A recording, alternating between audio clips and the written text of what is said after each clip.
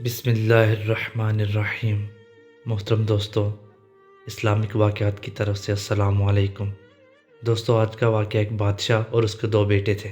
بڑے بیٹے کا نام شعیب تھا اور چھوٹے بیٹے کا نام زہیب تھا۔ اگرچہ شعیب تھا تو بڑا، مگر وہ بہت سیدھا سادہ تھا، اس میں زیادہ عقل و شعور بھی نہ تھا، جبکہ چھوٹا بیٹا زہیب اس سے زیادہ عقل مند اور سمجھدار تھا۔ دوستو، بادشاہ اس بات پر کڑتا رہتا کہ اس کے بڑے بیٹے میں وہ صلاحیتیں نہیں ہیں جو کہ ایک ولی عہد میں ہونی چاہیے۔ گرمیوں کی ایک دوپہر کا ذکر ہے کہ بادشاہ اپنی ملکہ کے ساتھ کمرے میں بیٹھا تھا۔ ملکہ اس سے بہت محبت کرتی تھی، وہ کوشش کرتی تھی کہ بادشاہ کے سارے کام وہ خود کرے۔ اس وقت بھی وہ بیٹھی بادشاہ کو پنکھے سے ہوا دے رہی تھی۔ ملکہ نے محسوس کیا کہ بادشاہ کچھ فکر مند ہے۔ اس نے کہا، ہم آپ کے چہرے پر پریشانی کے آثار دیکھ سکتے ہیں، بتائیے آپ کی طبیعت تو ٹھیک ہے؟ بادشاہ نے کہا، ملکہ ہماری طبیعت تو ٹھیک ہے، مگر ہم ایک بات کی طرف سے بہت فکر مند ہیں اور ہماری سمجھ میں نہیں آ رہا کہ ہم کیا کریں۔ ملکہ بولی، مناسب سمجھے تو ہمیں بتائیے کہ آپ کو کس بات کی فکر ہے، ہو سکتا ہے کہ ہم ناچیز کوئی مشورہ دے سکیں۔ بادشاہ نے کہا کہ ہم نے سوچا ہے کہ ہم تخت و تاج اپنے کسی بیٹے کو سونپ کر خود یاد الہی میں مصروف ہو جائیں۔ شہزادہ شعیب اگرچہ ہمارا بڑا بیٹا ہے، مگر ہمیں امید نہیں کہ وہ سلطنت کو ٹھیک طرح سے چلا پائے گا۔ ہم یہ تاج چھوٹے شہزادے زہیب کو دینا چاہتے ہیں، وہ نہایت سمجھدار و عقل مند ہے۔ ہمیں امید ہے کہ وہ بادشاہ بن گیا تو ہمارے ملک کے لیے بہت اچھا ثابت ہوگا۔ ملکہ نے کہا، جہاں بنا، شعیب اور زہیب دونوں میرے بیٹے ہیں، مجھے ان دونوں میں کوئی خامی نظر نہیں آتی، کیونکہ میں ان کو ایک ماں کی نظر سے دیکھتی ہوں، اس نظر سے نہیں دیکھتی جس سے آپ دیکھتے ہیں۔ پھر بھی مجھے امید ہے کہ آپ جو بھی فیصلہ کریں گے وہ اچھا ہوگا۔ بادشاہ نے کہا، تو پھر ٹھیک ہے، اس ملک کا اگلا بادشاہ ہمارا چھوٹا شہزادہ زہیب ہوگا۔ بادشاہ نے کہا اور پھر خاموش ہو کر کچھ سوچنے لگا۔ دوستو، دوسری طرف بادشاہ کا ایک وزیر تھا، وہ نہایت خوش آمدی، چاپلوس اور بادشاہ کی ہر بات میں ہاں ملانے والا شخص تھا۔ اس کی ان حرکتوں سے بادشاہ یہ سمجھتا تھا کہ وہ اس کا جانثار اور وفادار ہے، مگر وہ ایسا ہرگز نہیں تھا۔ خوش آمدی اور چاپلوس لوگ لالچی بھی ہوتے ہیں، اور ایسے لوگوں سے بچ کر رہنے میں ہی ہماری عافیت ہے، مگر بادشاہ اپنے سیدھے پن کی وجہ سے اس کی چاپلوسیوں سے بے خبر تھا۔ وزیر شہباز کے دل میں لالچ اور ہوس اتنی بڑھ گئی تھی کہ وہ تخت پر قابض ہونے کا خواب دیکھنے لگا۔ اپنے اس خواب کو پایہ تکمیل تک پہنچانے کے لیے وہ سائے کی طرح بادشاہ کے پیچھے لگا رہتا تھا۔ اس وقت بھی وہ بادشاہ کے کمرے کے باہر ایک کھڑکی کے قریب کھڑا بادشاہ اور ملکہ کی گفتگو سن رہا تھا۔ اسے جب بادشاہ کے فیصلے کا علم ہوا تو وہ خوش ہو گیا۔ اسے ایسے لگا کہ جیسے اس کی منزل قریب آ گئی ہے۔ اس نے یہ سوچا کہ بادشاہ کے اس فیصلے سے دونوں بھائیوں میں لڑائی شروع ہو جائے گی۔ مکار وزیر ان دونوں کو آپس میں لڑوا کر اس کا فائدہ اٹھانا چاہتا تھا۔ وہ یہ تمام باتیں سن کر اسی وقت کوتوال کے پاس پہنچا۔ کوتوال اس کا دوست تھا۔ اس کا دوست ہونے کی وجہ سے وہ بھی اسی کی طرح چلاک اور عیار شخص تھا۔ اس نے کوتوال سے کہا، ہماری کامیابی قریب ہے، تم تیار رہنا، دونوں شہزادوں میں جھگڑا شروع ہونے والا ہے۔ بادشاہ چھوٹے شہزادے کو تخت و تاج دینا چاہتا ہے، ہم بڑے شہزادے کو اپنے ساتھ ملا لیں گے اور بغاوت کر کے اسے تخت پر بٹھا دیں گے۔ اس کے بعد اس کو راستے سے ہٹا کر میں تخت پر قبضہ کر کے بادشاہ بن جاؤں گا اور پھر تمہیں اپنا وزیر بنا لوں گا۔ تمہیں اس معاملے میں میرا ساتھ دینا ہوگا۔ اس کی باتیں سن کر کوتوال مسکرانے لگا اور بولا، حضور، جو آپ کا حکم، میں تیار ہوں۔ رات کو بادشاہ نے دونوں شہزادوں کو اپنے کمرے میں طلب کیا۔ وہاں ملکہ بھی موجود تھی۔ بادشاہ نے ملکہ کو مخاطب کر کے کہا، ملکہ، عقل مندی اور سمجھداری بہت بڑی نعمت ہے۔ اللہ نے ہمیں دو بیٹے دیے ہیں۔ ان بیٹوں میں شہزادہ شعیب نہایت نیک، شریف، سعادت مند اور سیدھا سادہ ہے۔ شہزادہ زہیب میں بھی یہ تمام خوبیاں موجود ہیں، مگر اس کے ساتھ ساتھ اسے دنیا داری اور دنیا کے لوگوں کو چلانا بھی آتا ہے۔ بادشاہ کی بہت ذمہ داریاں ہوتی ہیں، اگر وہ ان کو درست طریقے سے انجام نہیں دے گا تو آخرت میں پکڑ ہوگی۔ ہم اب بوڑھے ہو چلے ہیں اور چاہتے ہیں کہ تخت و تاج سے دستبردار ہو جائیں۔ ہماری خواہش ہے کہ ہمارے بعد شہزادہ زہیب اس تخت پر بیٹھے۔ بڑا بھائی شہزادہ شعیب یہ سن کر بہت خوش ہوا اور چھوٹے بھائی شہزادہ زہیب سے بولا، میں بہت خوش ہوں کہ ابا حضور کی جگہ تم بادشاہ بن جاؤ گے۔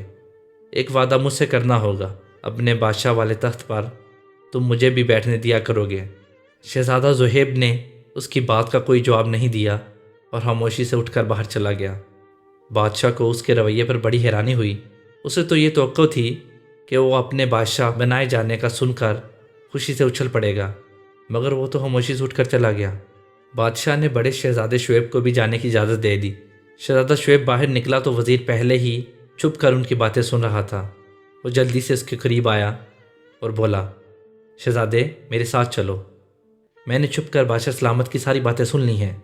چھپ کر سننے کی کیا ضرورت تھی، آپ اندر چلے آتے، شہزادہ شعیب نے بڑی بولے پن سے کہا۔ اس کی بات سن کر وزیر کو سخت غصہ آیا۔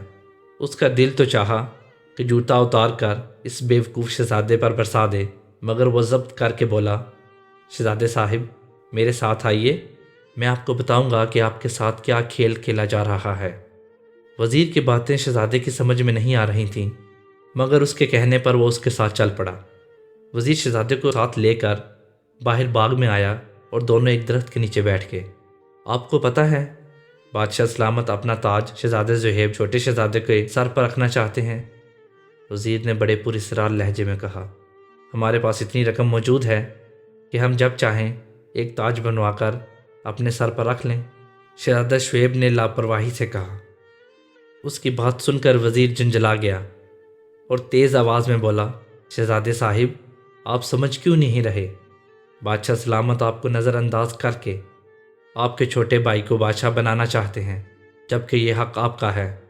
یہ تو ہمیں پہلے ہی پتہ ہے کہ اگلا بادشاہ زہیب ہوگا، ابا جان نے خود بتایا تھا، بس ہمیں یہ سوچ سوچ کر ہنسی آ رہی ہے کہ اسے بادشاہ بنا کر وہ خود کیا کریں گے، شہزادہ شعیب نے مسکراتے ہوئے کہا۔ وزیر کو غصہ تو بہت آ رہا تھا، مگر اس نے نرمی سے کہا، مجھے تو نہیں پتہ کہ وہ کیا کریں گے، مگر میں اتنا ضرور جانتا ہوں کہ بادشاہت کا حق بڑے بھائی کا ہوتا ہے۔ میرا مشورہ ہے کہ جب بادشاہ سلامت یہ بات کریں تو تم ان سے یہ کہنا کہ بادشاہ تمہیں ہی بنائے، ورنہ بہت برا ہوگا۔ شہزادہ شعیب سوچ میں پڑ گیا اور تھوڑی دیر بعد بولا، اب ہماری سمجھ میں ساری باتیں آنے لگی ہیں۔ بادشاہ بننا ہمارا حق ہے، کیونکہ ہم بڑے ہیں، ہم اس حق کے لیے ضرور آواز بلند کریں گے۔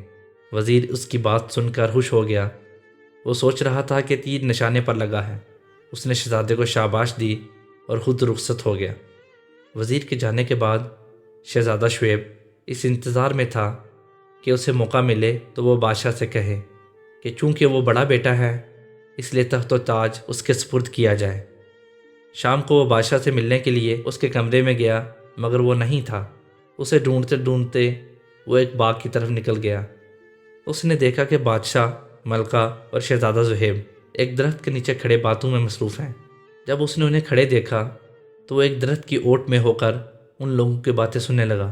شہزادہ زہیب بادشاہ سے کہہ رہا تھا، ابا حضور، یہ ایک اصول ہے کہ ہر بادشاہ کا بڑا بیٹا تخت کا وارث ہوتا ہے۔ بادشاہ بننے کا حق شعیب بھائی کا ہے، میں ان کی حق تلفی نہیں کر سکتا۔ میں نہایت ادب سے عرض کر رہا ہوں کہ مجھے آپ کے فیصلے سے اختلاف ہے۔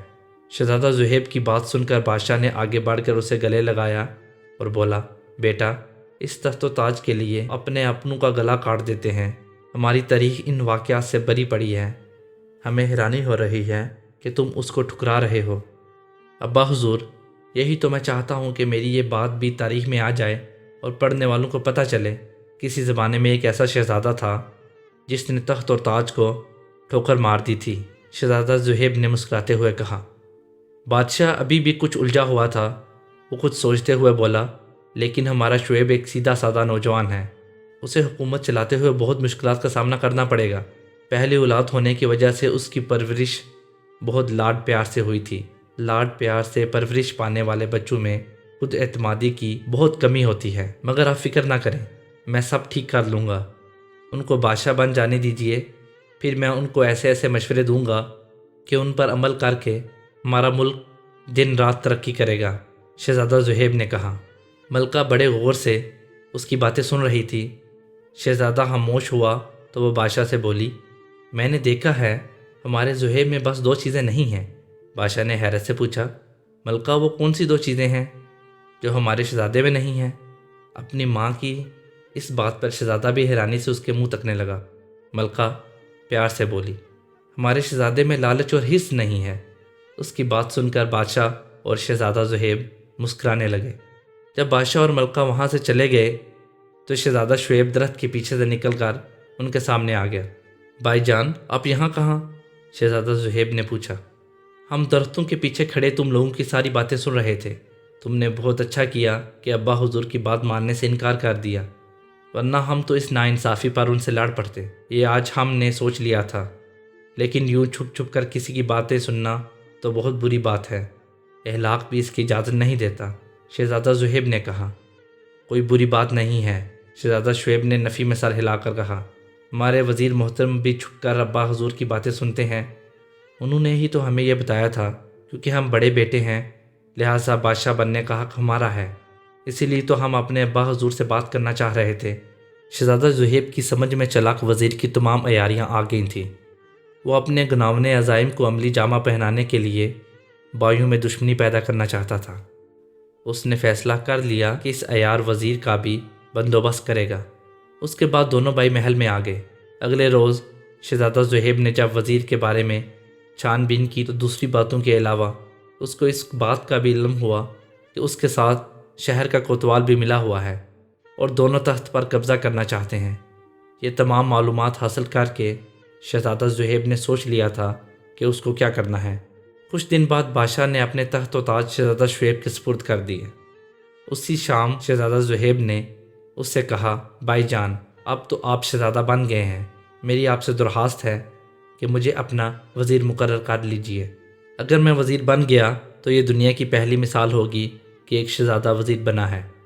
یہ درخواست میں اس لیے بھی کر رہا ہوں کہ آخر کبھی میری بھی تو شادی ہوگی۔ اپنا گھر بار چلانے کے لیے میری بھی تو نوکری ہونی چاہیے۔ نوکری نہ ہوئی تو میں اپنے بیوی بچوں کو کیا کھلاؤں گا؟ تم اس کی فکر مت کرو، ہمارے 7 خزانے ہیں، ایک خزانہ ہم تمہیں بخش دیں گے۔ شعیب جو اب بادشاہ بن گیا تھا شاہانہ انداز سے بولا۔ شہزادہ زہیب نے کہا، اس خیال کو دل سے نکال دیجئے کہ وہ خزانے آپ کے ہیں، وہ رعایا کی امانت ہیں۔ ویسے بھی میں اپنی محنت کی کمائی پر یقین رکھتا ہوں۔ اگر وزیر بن گیا تو آپ کو بھی یہی مشورہ دوں گا کہ انعامات بانٹنے کا سلسلہ ختم کر دیں۔ مگر ایک بات اور بھی، اگر آپ میرے وزیر بن جانے کے بعد آپ نے میری کوئی بات یا مشورہ نہیں مانا تو میں اسی وقت وزارت پر لات مار دوں گا۔ شہزادہ شعیب کی سمجھ میں شاید اس کی بات نہیں آئی تھی۔ اس نے حیرت سے پوچھا، وزارت پر کیا مار دو گے؟ شہزادہ زہیب نے ایک پاؤں آگے کر کے کہا، یہ۔ شہزادہ زہیب وزیر بن گیا۔ وزیر اور کوتوال یہ صورتحال دیکھ کر جل بن کر رہ گئے تھے۔ ان کا تو منصوبہ یہ تھا کہ شاہی خاندان میں بائی بائی ایک دوسرے کے دشمن بن جائیں گے۔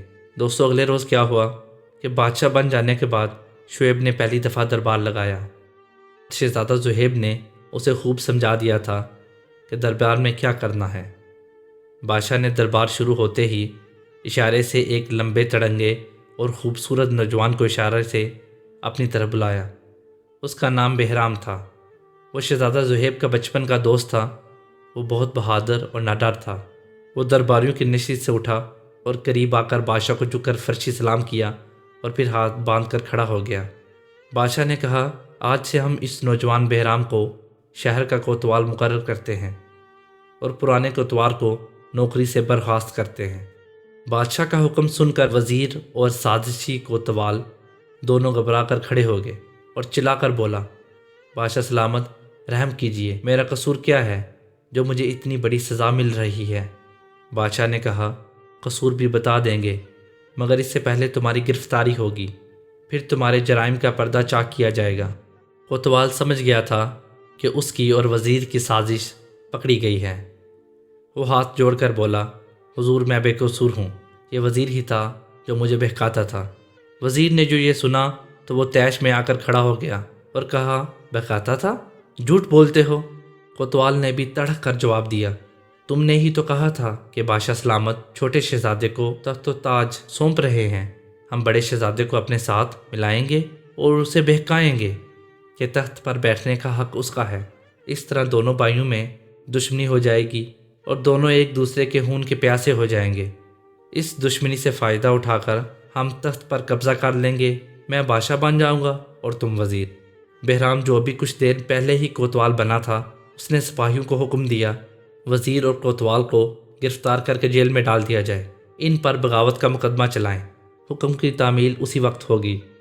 سپاہی انہیں زنجیروں میں جکڑ کر اپنے ساتھ لے گئے۔ اس کے بعد بادشاہ شعیب نے دربار میں آئے ہوئے لوگوں کی فریادیں سنی اور انہیں شہزادہ زہیب کے مشورے سے نپٹا دیا۔ تھوڑی دیر بعد دربار کا وقت ختم ہو گیا اور سب اٹھ کر چلے گئے۔